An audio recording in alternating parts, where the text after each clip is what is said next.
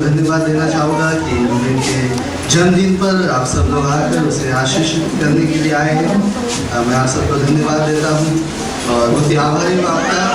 और चाहूँगा मेरी पत्नी आगे आए मार्गरेट, और वे आपके बीच में एक छोटी सी गवाही बांटने वाली है।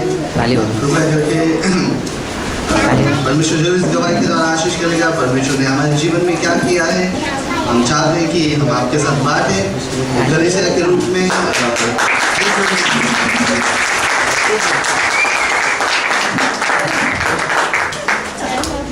परमेश्वर के नाम की स्तुति हो। परमेश्वर को धन्यवाद देती हूँ।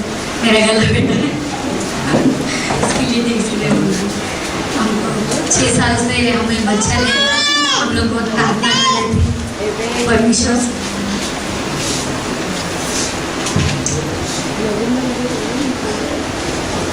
और परमेश्वर ने हमारी प्रार्थना सुनी, बहुत प्रार्थना की परमेश्वर से, उपासना किया हम लोगों ने।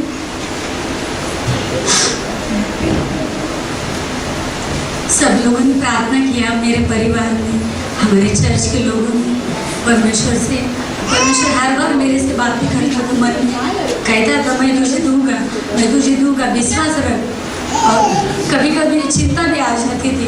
अनेक लोग बोलते थे कितना साल हो गया आपके शादी को, आपको बच्चा नहीं है, पर परमेश्वर मन में बोलता था हाँ मैं तुझे दूंगा, जरूर दूंगा। वचन के द्वारा परमेश्वर बातें करता था। परमेश्वर कहता था मैं तुझे संतान दूंगा। मैं प्रार्थना करती थी और वचन खोलती थी तो परमेश्वर कहता था मैं तुझे संतान दूंगा, तू मुझसे मांग, उपवास कर, मैं तुझे दूंगा। और फिर पास्टर कैम्पल, हमारे जो पास्टर है बड़े, उनसे हमने प्रार्थना करके लिया कि हमारे लिए बच्चे के लिए प्रार्थना करो। और उन्होंने भविष्यवाणी की कि आपको ये साल जरूर परमेश्वर बच्चा देगा। पास्टर ने कहा, हमारे बड़े पास्टर ने, पास्टर स्कॉट ने वो ही कहा, उन्होंने भी भविष्यवाणी की। पास्टर डैन रूबेन ने की कि आपको परमेश्वर, सब लोगों ने एक ही तरीका भविष्यवाणी की कि आपको जरूर परमेश्वर बच्चा देगा। फिर मैंने विश्वास किया हाँ आप लोग मुझे देगा। जो लोग बोलते नहीं होगा, पर परमेश्वर से सब कुछ हो सकता है। कितने लोग विश्वास करते परमेश्वर प्रार्थना सुनी। और मैंने जनवरी में पास्टर टॉनी मेचर आए, अगस्त में आए, अक्टूबर में आए, और उन्होंने भविष्यवाणी की कि जो कुछ तू परमेश्वर से मांग रही है परमेश्वर तुझे देने वाला है। 3 दिन उपवास करके परमेश्वर से मांग, मैं तुझे परमेश्वर जरूर देगा। मैंने 3 दिन उपवास किया जनवरी में और परमेश्वर से मांगा। उसी महीने परमेश्वर ने मुझे दिया। अगले महीने मुझे पता चला रूबेन जो बच्चा मेरे पेट में।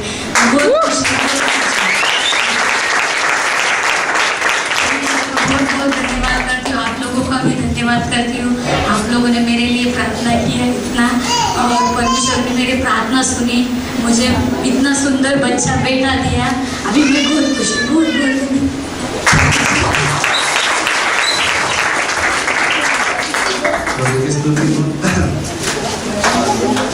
मुझे पता है मार्गरेट और मैं 6 साल संतान थे और हमारी शादी को बहुत साल हो गए थे। जी मैंने किसी से सुना है और बहुत बार मैंने पढ़ा भी है ये, यदि परमेश्वर देर करता है तो इसका मतलब ये नहीं कि परमेश्वर नहीं देना चाहता है। इसका मतलब ये है कि परमेश्वर और भी अच्छा देना चाहता है। ध्यान दीजिए, परमेश्वर हमारे जीवन में हमेशा कार्य करता है। मैं धन्यवाद देता हूँ सबसे पहले परमेश्वर को जिसने हमें रूबेन जैसी संतान दी है। और मेरे लिए ये बहुत ही आनंद का क्षण था जब बेटा पैदा हुआ। हॉस्पिटल के अंदर हम थे और मुझे पता है उस समय बहुत ही टेंशन में थे हम लोग, खास करके मैं, क्योंकि हमारे पहले 2-3 डिलीवरी हो चुकी थी और 3-4 डिलीवरी जब लगभग मेरे ख्याल से हम लोग 1 बजे हॉस्पिटल के अंदर पहुंचे थे। एक से पहले ही हम पहुंचे थे और जितने भी डिलीवरी हुई एक के बाद एक बच्चा मर रहा है। एक बच्चा जिंदा आ रहा है तो दूसरा बच्चा मरा हुआ है, तीसरा बच्चा मरा हुआ है, और फिर आजू बाजू में लोग अलग अलग प्रकार की गवाहियाँ दे रहे हैं। और जान दीजिए, और मार्गरेट भी बहुत डरी हुई थी, लेकिन जान दीजिए उस समय मेरे परिवार वाले, मार्गरेट के परिवार वाले उस स्थान पर थे, उन्होंने ढाढ़स बांधा, चर्च के लोग थे वहाँ पर और सभी ने मिलकर प्रार्थना की। मेरा फ़ोन हमेशा SMS डिसाइपल्स के SMS, पास्टर क्या हुआ हम प्रार्थना में लगे थे। जान दीजिए बराबर मेरे ख्याल से 7:30 बजे रूबेन पैदा हुआ। अभी भी वही समय चालू है। तो परमेश्वर ने हमें बहुत ही अच्छी रीति से आशीष दी। पूरा साल मैं आपको बताना चाहता हूँ, 1 या 2 बार छोड़ के रूबेन बीमार नहीं हुआ। परमेश्वर ने उसे हर एक बीमारी से बचाया और परमेश्वर ने कार्य किया। बाइबल का एक वचन मैं आपके सामने रखना चाहूँगा, यिर्मयाह की किताब उसकी 29वीं अध्याय 11वां वचन, क्योंकि यहोवा की ये वाणी है, जो कल्पनाएं मैं तुम्हारे विषय करता हूँ उन्हें मैं जानता हूँ, वे हानि की नहीं बल्कि कुशल ही की है, और अंत में तुम्हारी आशा पूरी करूँगा। जी, बाइबल यहाँ पर बताती है कि आपके लिए आशा है। यहाँ पर बैठा हुआ हर एक व्यक्ति, उसके लिए आशा है। पवित्र शास्त्र जब आप पढ़ोगे आपको पता चलेगा, अब्राहम जो 100 साल का था, उसकी पत्नी 90 साल की थी। यदि साइंस विज्ञान की दृष्टि से यदि आप देखोगे तो उन्हें कोई भी आशा नहीं थी। पौलुस रोमी की किताब 4 अध्याय में कहता है कि अब्राहम और सारा शारीरिक रीति से दुर्बल थे, उन्हें कोई भी आशा नहीं थी, लेकिन उस आशा न रहते हुए स्थान पर उन्होंने परमेश्वर पर विश्वास किया। क्योंकि ध्यान दीजिए, परमेश्वर के द्वारा सब कुछ संभव है। बाइबल मेरा परमेश्वर सब कुछ कर सकता है, यदि तू विश्वास करे तो सब कुछ संभव है। परमेश्वर ने कार्य किया। मैंने और मार्गरेट ने हमने विश्वास किया। सारी कलीसिया जो यहाँ पर हमारे साथ विश्वास के साथ प्रार्थना करती थी, हर उपवास के साथ, पास्टर डैन और उनकी पत्नी ने उपवास किए और बहुत से लोगों ने उपवास किए परमेश्वर से, और परमेश्वर ने हमें दिया। क्योंकि परमेश्वर की जो कल्पना है, परमेश्वर के जो विचार है, हमारे कल्पना, हमारी बुद्धि, हमारे विचारों से अलग है। बाइबल बताती है यशायाह की 55वीं अध्याय में, जैसे कि आकाश पृथ्वी से दूर है, वैसे ही परमेश्वर की कल्पना है, हमारी कल्पनाओं में अंतर है। प्रिय भाइयों बहनों, कई बार हमारी सोच अलग होती है। एक समय था जब मैं और मार्गरेट बच्चा दत्तक लेने की सोच रहे थे। मुझे पता है हम लोग ने ब्रदर रॉबिन से बात की थी और हमने वहाँ पर पुणे के अंदर एक आश्रम से बात की, वहाँ के मैनेजर से बात की और सब कुछ रेडी हुआ था। मुझे केवल 25,000 रुपये साथ में लेने थे, और ताकि जो 25,000 रुपये उनको नहीं देने थे, एक बैंक का अकाउंट डाल के बच्चे के नाम पर फिक्स डिपॉजिट करने थे, और कागज पत्र लेकर मुझे केवल जाकर बच्चा लेकर आना था। मैंने पास्टर स्कॉट को फोन लगाया, उन्होंने मुझसे कहा, संदीप क्यों नहीं परमेश्वर पे विश्वास करते हो? परमेश्वर ने कार्य किया। मुझे पता है हमारे चर्च के लोग उनका हृदय इतना बड़ा है कि उन्होंने अपनी संतान ब्रदर अनिकेत और सिस्टर लीलावती, इन्होंने अपनी संतान हमें देने का मन बनाया। मैं धन्यवाद देता हूँ आप जैसे लोगों के लिए जिन्होंने परमेश्वर के कृपा से भरकर इतना बड़ा कार्य करने के लिए आगे बढ़ा। कोई भी इसके लिए तैयार नहीं होता, लेकिन इन्होंने मन बनाया।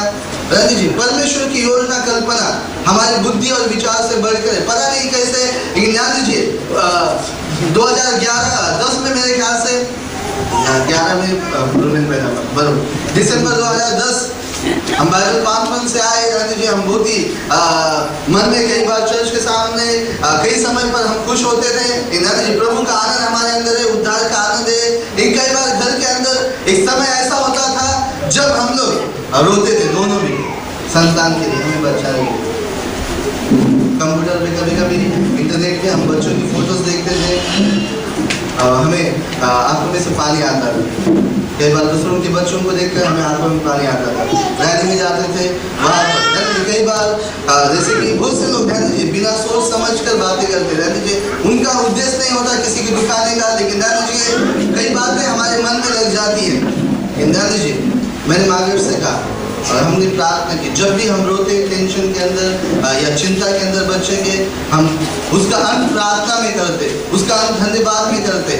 एक समय आया मैंने और मार्गरेट ने कहा बस हुआ, अभी इसके आगे हम नहीं रोएंगे, इसके आगे हम चिंता नहीं करेंगे। मुझे पता है दिसंबर का ही वो वक्त था और हमने परमेश्वर से कहा, परमेश्वर तो जब देना चाहता है तब दे।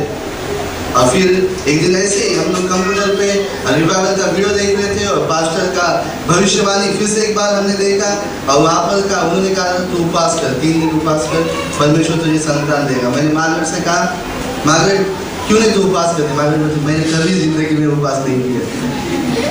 मैंने कहा अभी कर, अभी हम लोग करेंगे। और जी उस महीने मुझे पता है जनवरी के अंत में हमने उपवास किया था, है ना, जनवरी के अंत में हमने उपवास किया 2-3 और उसके बाद ही लगभग 1 हफ्ते में रिजल्ट आ गया, मार्गरेट प्रेग्नेंट थे। Praise God। प्रभु की योजना, प्रभु की कल्पना, आप सोच सकते हो कि हमारी कल्पना है, हमारी सोच से कहीं बढ़कर है।